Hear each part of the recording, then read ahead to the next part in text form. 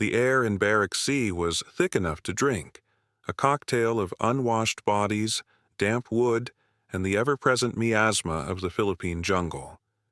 For 2 years, this had been Chio Tanaka's world. She knew its rhythms, its smells, its despair. As a former head nurse from a prestigious Tokyo hospital, order was her default state. In the chaos of captivity, she had imposed it with quiet, unyielding force. She organized cleaning rotas, mediated disputes over stolen rice, and, most importantly, curated their collective memory of who they were. They were not numbers. They were daughters of the empire, awaiting a fate they must meet with the dignity befitting their heritage. This belief was the thin, frayed thread holding them together. Now, a thicker, coarser thread was being offered, and it threatened to unravel everything. The American guard, a boy with pimples and weary eyes, dropped the coil of rope onto the packed earth floor with a dull thud. It landed like a dead snake. Sergeant Sato, the Nisei interpreter, flinched as if it had spat at him. He was a man caught in a cruel vortex, his American uniform a betrayal of his Japanese face. The women despised him, saw him as a walking embodiment of disloyalty. Chio felt a sliver of something akin to pity for him, a feeling she immediately crushed. Pity was a weakness. "The commandant's orders," Sato repeated, his Japanese formal yet strained. "The assembly is in 1 hour. You will be ready." He and the guard turned and left, the heavy bolt sliding shut with the sound of finality. For a long moment, a full minute, no one moved. The coil of rope lay in the center of the room, a focal point of their shared horror. It was Hana, the young girl, who broke the spell. A dry, hitching sob escaped her lips. Then another. Soon, she was weeping silently, her shoulders shaking. The sound shattered the paralysis. A low murmur rippled through the women. "A hanging," someone whispered. "They will make an example of us." "For what? What have we done? We exist. That is our crime." Chio stepped forward, her wooden clogs making a sharp, authoritative sound on the hard dirt. Silence. Her voice wasn't loud, but it cut through the rising panic. All eyes turned to her. She was not the oldest, nor had she held the highest station in Gijit civilian lives. But in this place, her spirit was the strongest. She carried herself with an erect posture that defied the hunger and the exhaustion. Her face, though gaunt, retained the elegant structure of a woman of good breeding, and her eyes, dark and intelligent, missed nothing. "We do not know the purpose of this order," she said, her tone level. "We will not give them the satisfaction of our fear." "Not fear, Tanaka-san," Setsuko countered, her voice sharp and practical. She had been a surgical nurse, and her mind was always dissecting, looking for the logical, if brutal, explanation. "It is a calculation. What is the most efficient way to die? With a struggle, or with the quiet dignity you're always speaking of?" "Dignity is not quiet, Setsuko-san," Chio replied, her gaze sweeping over the women. "It is a choice. We have been stripped of our homes, our freedom, our names. We have watched our friends die from malaria and malnutrition. But we have a choice in how we face what comes next. We will not weep. We will not beg. We will show them how Japanese women face the end." Her words were a balm, a familiar sermon of honor and duty. It was the narrative she had constructed to make Njihova's survival bearable. They were not merely prisoners.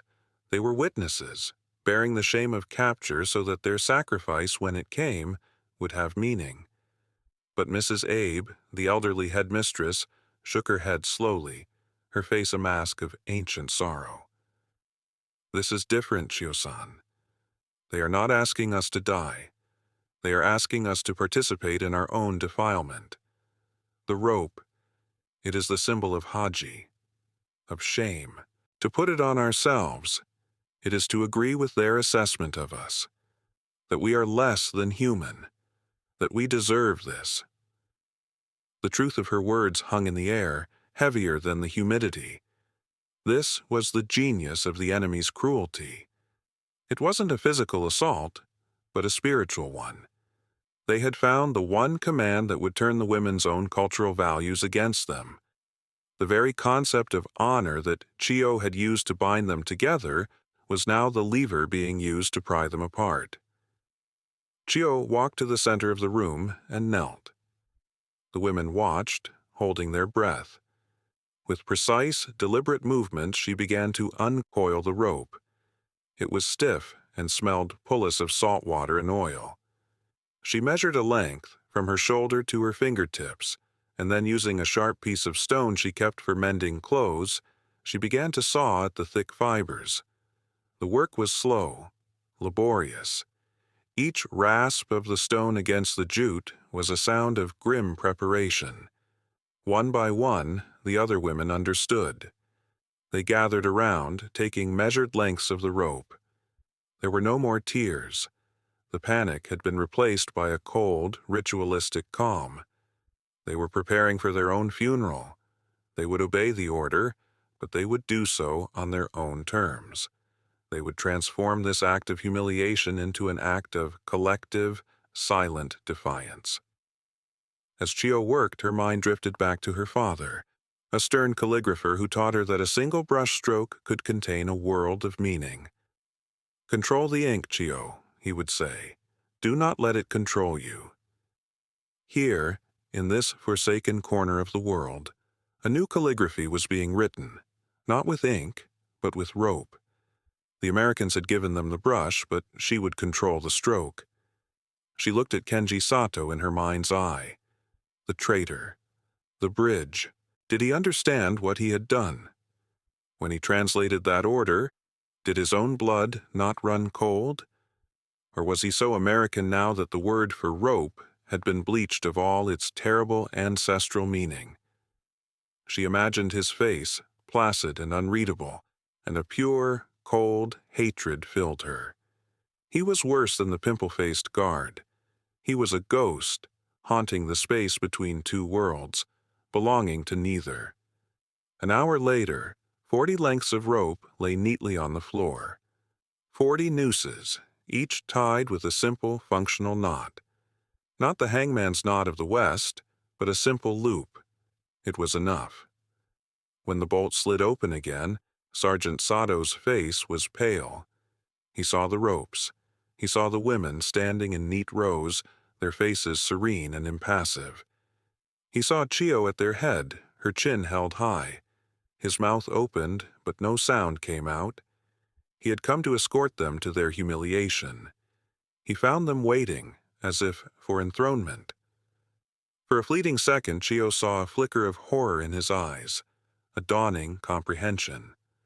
And in that moment, she felt a grim, hollow victory. He understood. He finally understood. The hour of waiting was a miniature eternity. Confined to the barrack, the 40 women existed in a state of suspended animation.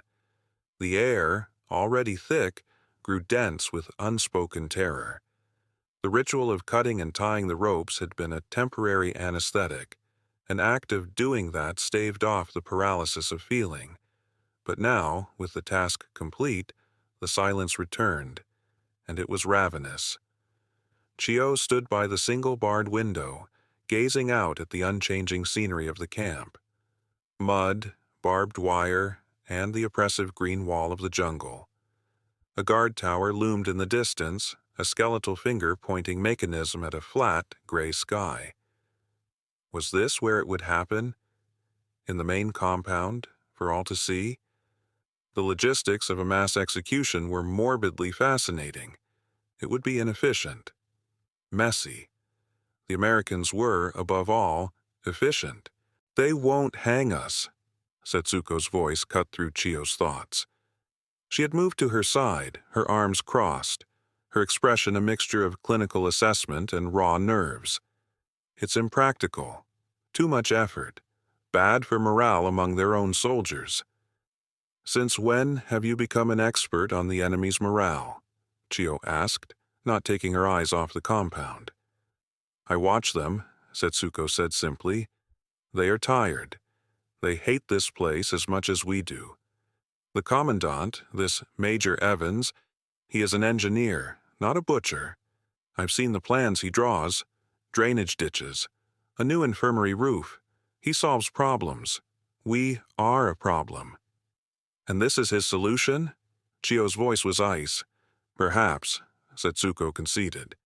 "Or it is something else. Something we cannot imagine." She gestured internet to the neat rows of nooses on the floor. "We are preparing for the worst. It is logical. But what if the worst is not what we think it is?" Chio turned to face her. "And what else could it be?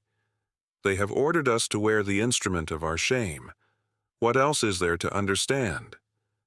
"I don't know," Setsuko admitted, and for the first time Chio heard a crack in her pragmatic armor. "And that is what truly frightens me." The waiting frayed the edges of their discipline. Mrs. Abe had retreated to a corner chanting Buddhist sutras, her voice a low, monotonous hum that grated on the nerves. Hana, the young girl, had taken her length of rope and was pleating it, unpleating it, her fingers working mechanically as silent tears tracked paths through the grime on her cheeks. Two other women, who had been inseparable for months, were now arguing in harsh whispers over who had the slightly longer piece. The carefully constructed social order was beginning to decay under the pressure of the unknown. Chio felt her own control slipping. She was their anchor, but she felt herself drifting. The enemy was supposed to be a monolith of predictable cruelty. They starved you, worked you, neglected you. You could build a defense against that. You could build a fortress of the mind, a citadel of honor. But this was different. This was irrational. It was a psychological torment that offered no clear target for her hatred, only a diffuse, pervading dread. The face of Sergeant Sato swam in her vision again. She saw him at the morning roll call, his posture rigid, his voice a disembodied conduit for the commandant's orders. He never met their eyes. Was it shame? Or was it the contempt of a victor for the vanquished, made all the more bitter by their shared blood? The women called him Inu, dog, behind his back, a creature who had abandoned his true master. Chio had always found the term crude, but now it felt appropriate. He was a stray, and strays were unpredictable. A memory surfaced, unbidden. A few months ago, during a torrential downpour, a section of the barrack roof had collapsed. For 2 days, the women protection were exposed to the elements. On the third morning, a small detail of prisoners was sent to repair it. Sato had been overseeing them. He had procured an extra canvas tarp, and, when a sudden squall had hit, he had wordlessly helped Chio and Mrs. Abe secure it over the most vulnerable section of the roof, where the sickest women lay. He had worked quickly, his hands sure, his face set. He had not spoken a word to them, and they had not spoken to him. When it was done, he had simply nodded and walked away. The memory was an inconvenience, a crack in the perfect edifice of her hatred. It suggested a complexity she did not want to acknowledge. Was it possible he was not a monster? That he was simply a man, following orders? The thought was more disturbing than the alternative. A monster could be hated cleanly, purely. A man was a more complicated problem. The sound of the bolt being drawn back made everyone jump. 40 heads desafios, 40 pairs of eyes fixed on the door. Sergeant Sato stood in the doorway, silhouetted against the gray light. This time, the pimple-faced guard was not with him. He was alone. He looked at the women, then at the ropes on the floor. His Adam's apple bobbed. "It is time," he said. Chio stepped forward. With a grace that seemed impossible in her emaciated state, she knelt, picked up her rope, and placed the loop over her head. It settled onto her shoulders, the rough fibers scratching her skin. She did not tighten it. It was not necessary. The symbolism was enough. One by one, the other women followed her lead. Mrs. Abe's chanting stopped. Hannah's fingers went still. They stood, a silent, macabre procession, each woman adorned with her own personal emblem of shame. They had transformed themselves into a living indictment. Sato watched, his face a canvas of conflicting emotions. Chio could see it now. It wasn't contempt. It was a deep, profound agony. He looked like a man watching his own family walk to the gallows. You did not have to tie them, he stammered, his voice barely a whisper. The order was just to wear the rope. Chio looked straight through him. We are Japanese, she said, her voice soft, yet carrying the force of a death sentence.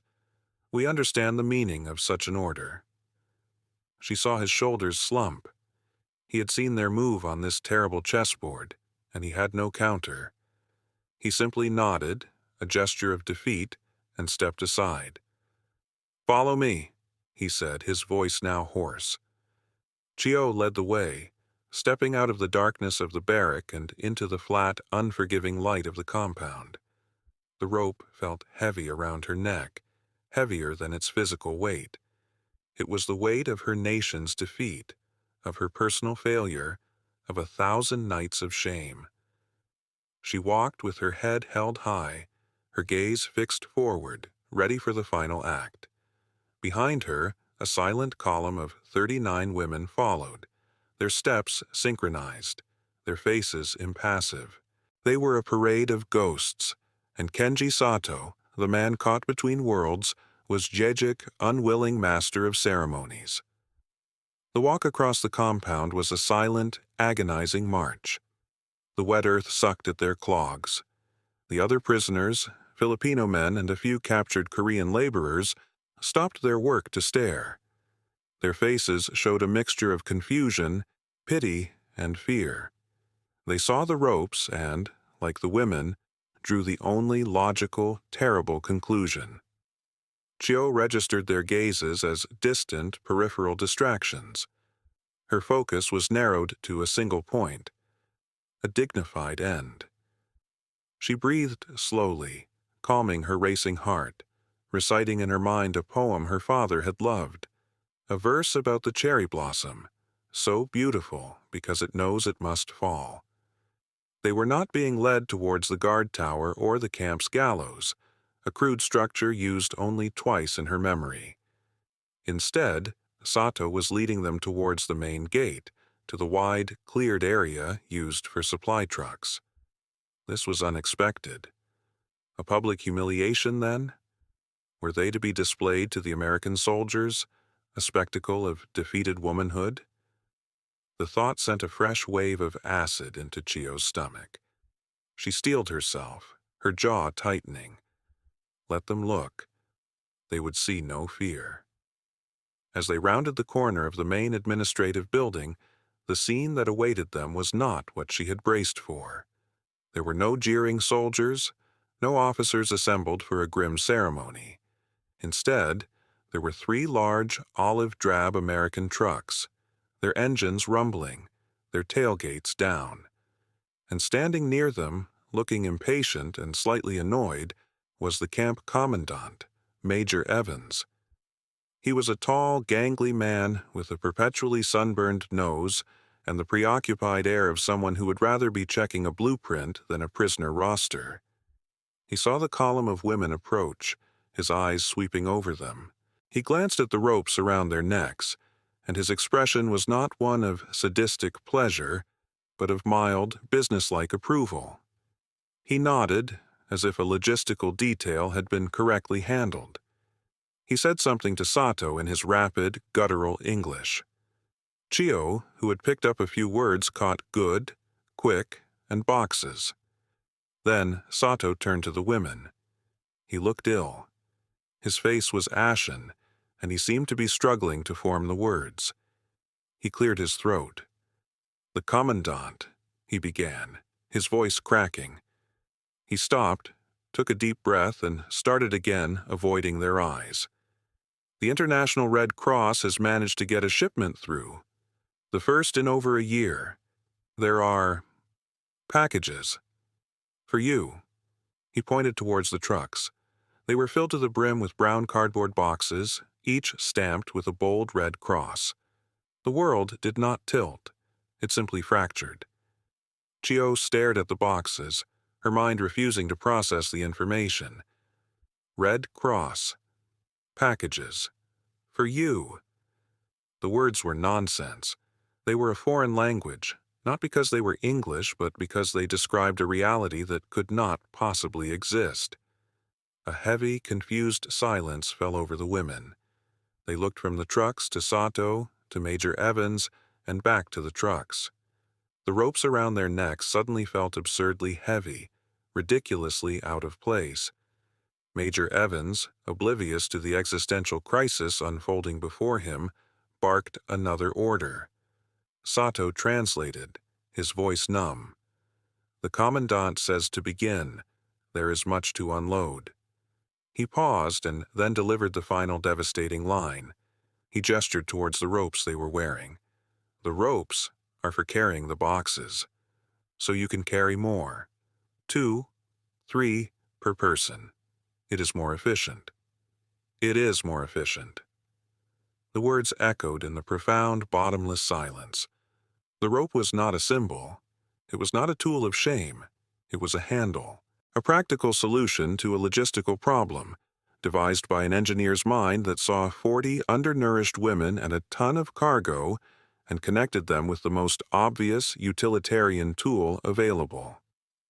Chio's mind, which had been a fortress of stoic preparation, simply broke.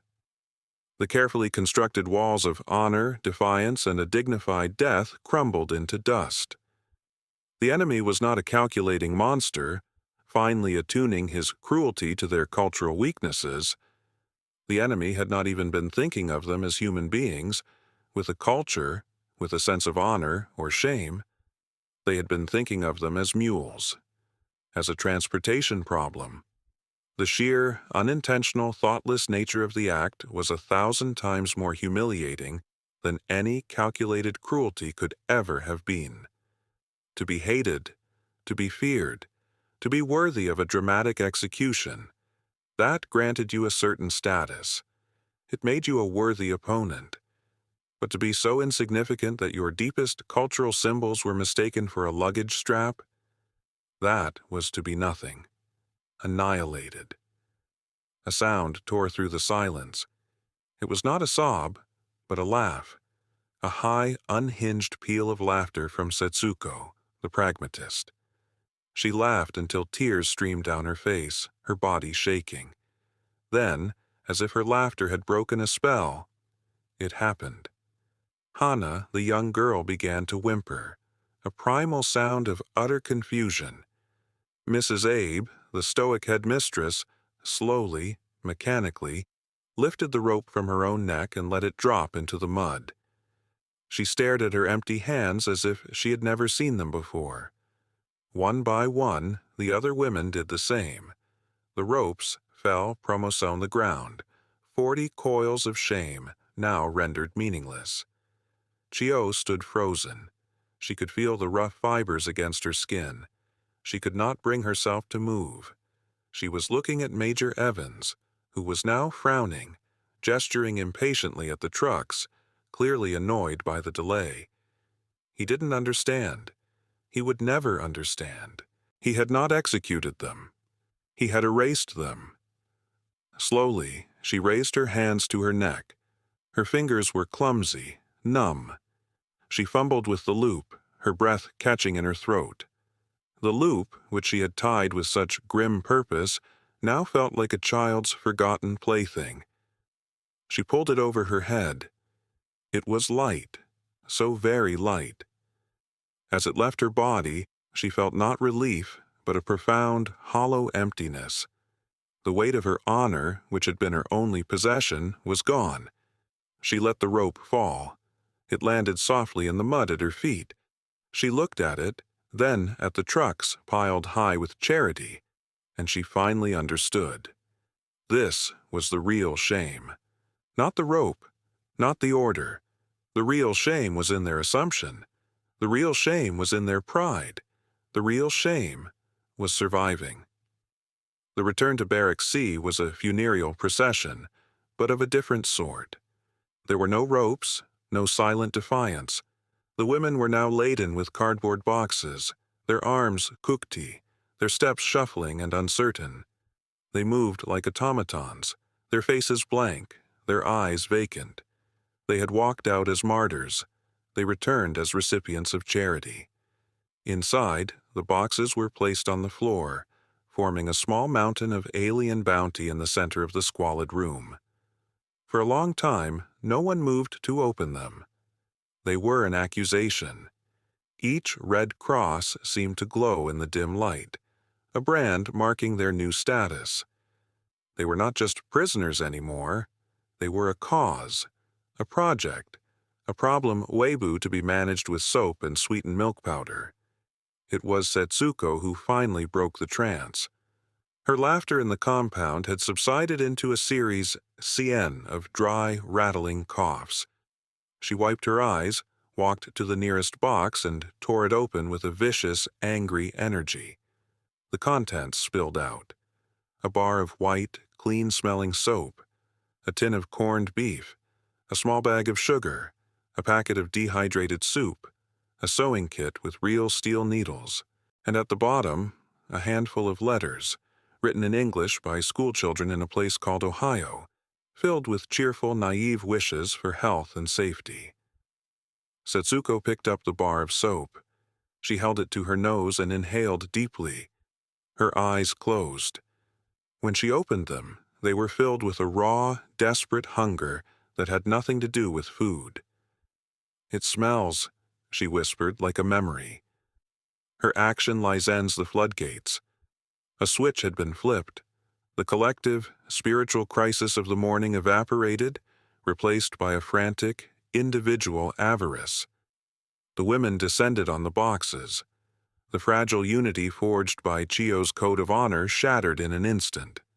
Hana, who had wept in terror, was now giggling as she clutched a small bar of chocolate, unwrapping it with trembling fingers and stuffing a piece into her mouth, her eyes closing in ecstasy. The two women who had argued over a length of rope were now tussling over a can of peaches, their whispers replaced by hissed insults. Mrs. Abe, a woman of unshakable dignity, sat apart, staring at a small framed photo of the emperor she kept hidden, as if trying to draw strength from it.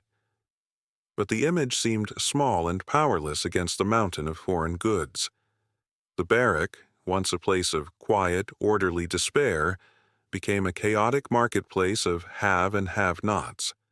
Women bartered, stole, and hoarded. A fight broke out when one woman accused another of taking her packet of sugar. Chiyo watched, disembodied. The women she had led, the women for whom she had crafted a narrative of noble suffering, were gone. In their place were hungry, desperate animals, their long-suppressed desires unleashed by this sudden, unexpected downpour of kindness. And Chiyo understood that this was the truest violation. Cruelty, you could resist. You could build a wall of pride against it. But kindness, pity, charity from the hand of your enemy, that was a solvent. It dissolved the walls from the inside. It told you that your suffering was not a noble sacrifice, but a sad, pathetic thing to be remedied with a can of beef. She could not touch the boxes. She sat on her thin sleeping mat, her back ramrod straight, and felt a shame so profound it was a physical sickness. It was the shame of a samurai being offered alms. It was the shame of being seen not as a threat, but as an object of pity. The rope had been an order from an enemy. This kindness was a judgment from a superior. Later, as evening fell, casting long shadows into the barrack, Sergeant Sato appeared at the door. He held 2 steaming mugs. He approached Chiyo hesitantly. The other women fell silent, watching. "Tanaka-san," he said softly, offering her a mug. "It is just broth, from the soup packets." Chio stared at the mug, the steam shang-shung, carrying a savory, artificial smell she hadn't experienced in years. It smelled like defeat. "I do not want your pity, Sergeant," she said, her voice a low rasp. Kenji's face tightened. He didn't retreat. He knelt, placing one mug on the floor near her. "It is not pity," he said, his voice earnest. "Major Evans, he's not a cruel man. He is blind. He sees the world as a series of engineering problems. Women have to carry boxes. The boxes are heavy. Rope makes it easier to carry more boxes. In his mind, he was helping. He was being efficient. His efficiency has destroyed us," Chio said, the words feeling like stones in her mouth. "Has it?" Kenji looked around the room, at the women quietly consuming their treasures. Hana was asleep, a faint, sweet-smelling smear of chocolate at the corner of her mouth. Setsuko was carefully washing her face with a small piece of the precious soap. "They are warmer tonight. Their stomachs are fuller. They will be cleaner tomorrow. They will survive. Is that destruction?" "You see their bodies, Sergeant," Chio shot back, her voice trembling with a fury she could no longer contain. "I see their souls. He has taught them that their honor is worth less than a bar of chocolate. He has taught them to fight each other for a can of fruit. He has turned this room from a bastion of the Yamato Damashi into a kennel. And you," she finally looked him in the eye, her own eyes burning. "You were his instrument. You, with our face and our blood, you handed him the key." Kenji flinched as if struck. He stared at her for a long moment, the mug of broth growing cold in his hand. He saw the unbreachable chasm between them. He was speaking of survival. She was speaking of identity. They were words from different worlds. He stood up, his shoulders slumped.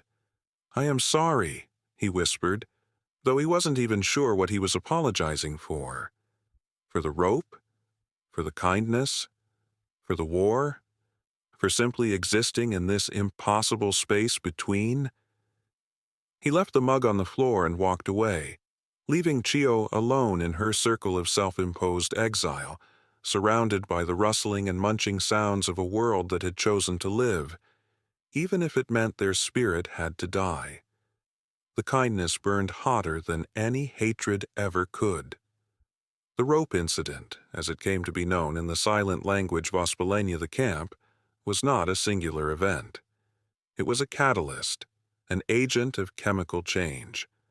The 40 women of Barrack C were never the same. The material improvement in their lives was undeniable. The Red Cross packages, supplemented by Major Evans's newfound guilt-driven efficiency in procuring supplies, meant they were no longer starving. The infirmary had quinine for the malaria, bandages for the tropical ulcers. Sickness and death, once constant companions, became infrequent visitors. They were, by all physical metrics, better. But the spiritual fabric of their community, woven by Chio from threads of honor and shared defiance, was in tatters. The mountain of boxes had been consumed, but the hunger it had awakened remained. The barrack was now a place of secrets and suspicion. A woman who managed to make her soap last longer was looked upon with envy and distrust. The discovery of a hidden tin of meat could lead to days of silent recrimination. The old hierarchy, with Chio at its apex, was gone. A new one had emerged based on a crude Darwinian calculus. Setsuko, with her sharp elbows and pragmatic ability to barter, became a power broker. She had traded her sewing kit to a Filipino prisoner for 3 eggs, an act of commerce that would have been unthinkable before. She was not liked, but she was respected for her ability to acquire. Chio was now an island. She performed her duties, kept to herself, and ate the same improved rations as everyone else, but she did so with a visible distaste, as if every mouthful were a dose of poison. The other women avoided her. Her very presence was a reminder of a standard they had failed to uphold, a faith they had abandoned. She was the ghost of their former honor, haunting the corridors of their new, more comfortable existence. They resented her for it.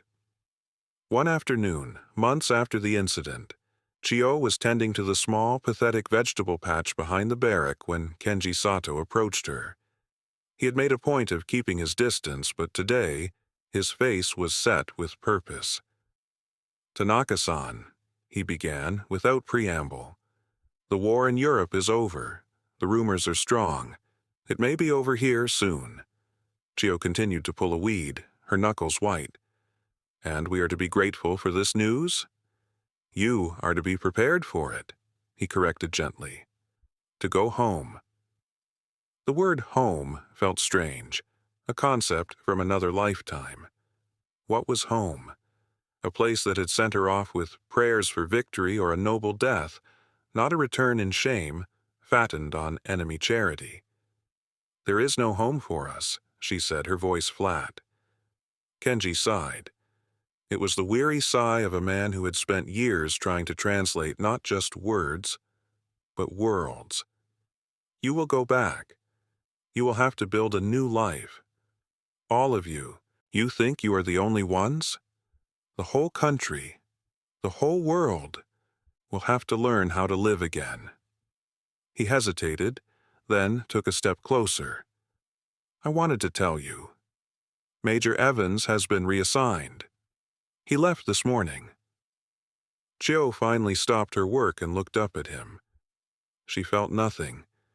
The commandant was a phantom, an abstraction. The damage he had done was too complete to be tied to his physical presence. "He asked me to give you a message," Kenji continued, his voice low. "He said, 'Tell them. Tell the ladies I hope the ropes were useful.'" Chio stared at him. And then, for the first time since that day, a genuine emotion broke through her mask of cold control. It was not anger. It was not sadness. It was a feeling so absurd, so utterly broken, that it could only escape as a short, bark-like laugh. It was a sound of pure, unadulterated irony. I hope the ropes were useful. He still didn't know. After all this, he still had no idea what he had done. He had left, proud of his own problem-solving, his own efficiency, never once comprehending the bomb he had detonated in their souls. The blindness was total, absolute. The laugh died in her throat. She looked at Kenji, at his pained, earnest face, the face of a man cursed with understanding both sides and belonging to neither. And for the first time, she did not see a traitor or a dog. She saw another prisoner, trapped in a different kind of camp. "Tell me something, Sergeant," she said, her voice quiet. "When you go home, where will it be?" The question hit him. He looked out past the barbed wire towards the hazy blue line of the sea. "I don't know," he admitted, his voice barely a whisper. "I was born in California. My parents were born near Fukuoka. I speak their language. I wear this uniform. I don't know where home is." In that moment, they were not a Japanese prisoner and an American soldier. They were just two people, unmoored and adrift in the wreckage of the war. The animosity between them dissolved, replaced by a shared, desolate sense of loss. "None of us do, Sergeant," Chio said, turning back to her weeding. "None of us do anymore." The echo of the order, "Wear this rope on your neck," had faded. But the silence it left behind, the hollow space where JJ's identity used to be, would remain forever. Epilogue. After the Silence, Tokyo, 1968. Chio Tanaka moves with a quiet, deliberate grace through the hushed aisles of the university library where she works as a chief archivist. She is a woman of impeccable posture and profound silence. Her colleagues respect her efficiency and her encyclopedic knowledge of Meiji-era poetry. But no one knows her. She never married. She never speaks of the war. To her few surviving relatives, she is a tragic figure, a woman whose spirit was broken by the horrors of a POW camp. They imagine beatings, starvation, unspeakable violence. They would never, in a million years, imagine a cardboard box. One rainy afternoon, she watches from her window as a student, struggling with a stack of books, drops them on the wet pavement. A young man rushes to help, and together they restack them, tying the precarious pile with a piece of string he produces from his pocket to make it easier to carry.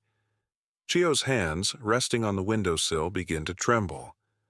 For a moment, the library disappears, and she is standing in the mud, a rough rope in her hands, the smell of charity in the air. The feeling is not of terror, but of a deep, hollow ache, a phantom limb where her honor used to be. The moment passes. She turns from the window, her face a serene mask, and returns to her work, archiving the stories of a Japan that no longer exists. Berkeley, California, 1972. Professor Kenneth Sato, a leading academic in East Asian studies, lectures to a packed hall of students, many of whom are protesting a new, different war. He is known for his nuanced, humanistic approach to history. The greatest tragedies of war, he tells them, his voice resonating with a lifetime of thought, are rarely found in the bombardment of battle. They are in the quiet, untranslatable moments, in the gestures that are mistaken, in the kindnesses that wound more deeply than any sword. War is the ultimate failure of communication. After class, a student asks him what event shaped his perspective. He pauses, his eyes looking innovatsia at something far away. I once knew a group of women, he says, who were broken by an act of kindness.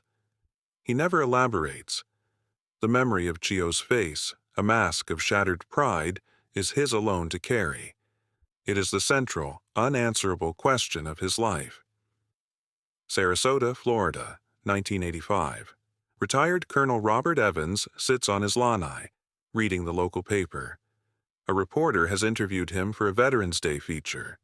The article praises him as a member of the greatest generation, a man who built bridges and airfields in the Pacific. There is a small section about his time as a POW camp commandant. It was a tough assignment, he is quoted as saying. Logistics were a nightmare. But we did our best for those people. I even managed to arrange a big Red Cross shipment for the women's barracks. Poor things couldn't carry it all, of course. I had to get my men to cut up some old mooring ropes for them to use as handles. A simple fix. Sometimes the simplest solutions are the best. He smiles, folding the paper santosh. He takes a sip of his iced tea, proud of a lifetime of problems solved. He has no idea. He never knew. He never would.